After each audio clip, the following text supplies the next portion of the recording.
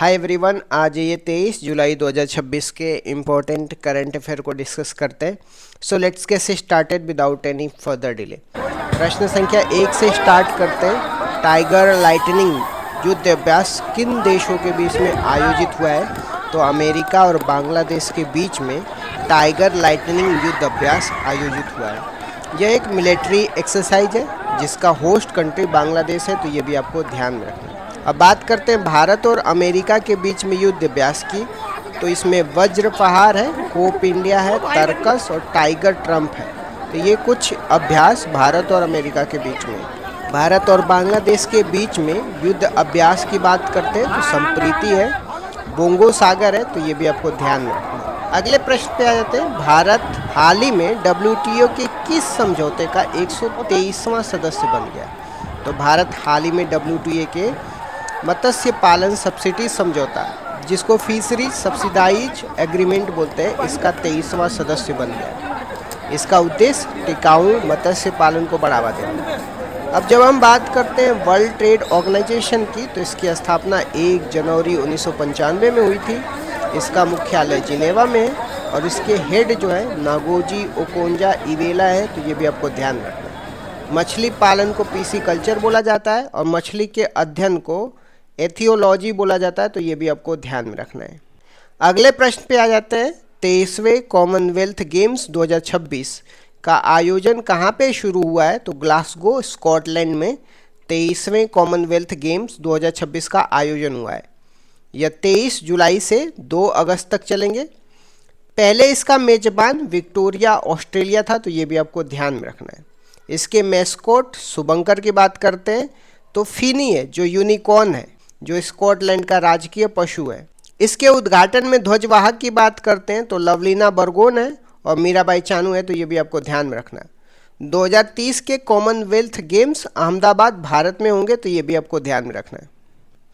अगले प्रश्न पे आते हैं। भारत के किस अनुच्छेद के तहत विरोध करने का अधिकार एक सुरक्षित मौलिक अधिकार है? तो अनुच्छेद 19 के तहत भारतीय संविधान में विरोध करने का अधिकार एक सुरक्षित मौलिक अधिकार है। इसको अनुच्छेद 19 क्लॉज ए में अभिव्यक्ति और क्लॉज बी में शांतिपूर्ण सभा करने का अधिकार देता है।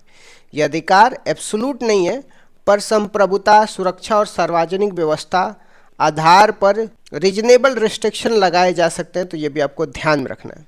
सार्वजनिक संपत्ति की सुरक्षा करना अनुच्छेद 51A के तहत मौलिक कर्तव्य है, तो ये भी आपको ध्यान में रखना है। अगले प्रश्न पे आते हैं। भारत का पहला 100 megawatt vanadium flow battery project कहाँ पे शुरू किया जाएगा? खावड़ा सोलर पार्क गुजरात में किया जाएगा। भारत का पहला 100 megawatt vanadium flow battery project, इसे डेलेक्टिस कंपनी द्वारा स्थापित किया जाएगा, जिसका क्लाइंट NTPC है, तो ये भी आपको ध्यान में रखना है। ये बैटरियाँ लिथियम आयन बैटरी की तुलना में अधिक सुरक्षित हैं और उनका स्टोरेज क्षमता और लाइफ टाइम अधिक होती है, तो ये भी आपको ध्यान में रखना है। नेक्स्ट क्वेश्चन में आते हैं। 15 साल से कम उम्र के बच्चों के सोशल मीडिया इस्तेमाल पर पूरी तरह रोक लगाने वाला पहला यूरोपीय देश कौन सा बन गया? तो फ्रांस बन गया। फ्रांस के राष्ट्रपति इमैनुअल मैक्रोन ने इसकी घोषणा की है, जिसका उद्देश्य बच्चों के मानसिक विकास को बचाना है। इसमें एज वेरिफिकेशन, आयु सत्यापन पर विशेष बल दिया जाएगा, तो ये भी आपको ध्यान में रखना है। अगले प्रश्न पे आते हैं। ब्रिक्स स्वास्थ्य मंत्रियों की बैठक हाल ही में कहाँ पे आयोजित होगी? तो चंडीगढ़ भारत में आयोजित होगी ब्रिक्स स्वास्थ्य मंत्रियों की बैठक। भारत 2026 में ब्रिक्स की मेजबान कर रहा है और इसके 4 स्तंभ को भी आपको ध्यान में रख। ब्रिक्स के 4 स्तंभ कौन से? नवाचार है, लचीलापन, सहयोग और स्थिरता है। ब्रिक्स की अन्य बैठकों की बात करते हैं तो एम्प्लॉयमेंट की बैठक तिरुवनंतपुरम में, पर्यटन की बैठक जयपुर में, संस्कृति की बैठक वाराणसी में और कृषि की बैठक इंदौर में हुई थी, तो ये भी आपको ध्यान में रखना। नेक्स्ट क्वेश्चन पे आते हैं। भारत का पहला AI पावर्ड पक्षी अभ्यारण्य कहाँ पे प्रारंभ होगा? तो महाराष्ट्र या ठाणे की फ्लेमिंगो सेंचुरी में स्थापित होगा, तो ये भी आपको ध्यान में रखना। यहाँ ग्रेटर फ्लेमिंगो जैसे प्रवासी पक्षियों के संरक्षण के लिए आर्टिफिशियल इंटेलिजेंस का उपयोग किया जाएगा। नेक्स्ट क्वेश्चन में आते हैं। भारत में राष्ट्रीय ध्वज दिवस कब मनाया गया है? तो 22 जुलाई को राष्ट्रीय ध्वज दिवस मनाया गया।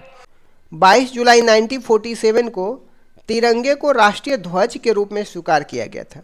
तिरंगे की डिजाइन की बात करते हैं तो पिंगली वेंकैया द्वारा तैयार किया गया था। इसकी लंबाई चौड़ाई का अनुपात 3:2 है।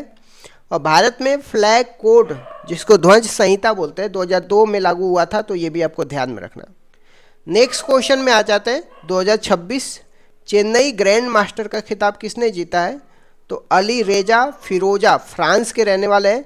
इन्होंने 2026 चेन्नई ग्रैंड मास्टर का खिताब जीता है। उन्होंने भारत के अर्जुन एरेगेसी के साथ मैच ड्रॉ खेला, लेकिन अंकों के आधार पर विजेता बने।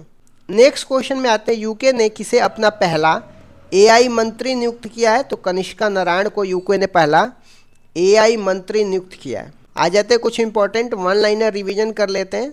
प्रशस्त 2.0 ऐप की बात करते हैं तो एनसीईआरटी द्वारा विकलांग बच्चों की पहचान के लिए लॉन्च किया गया।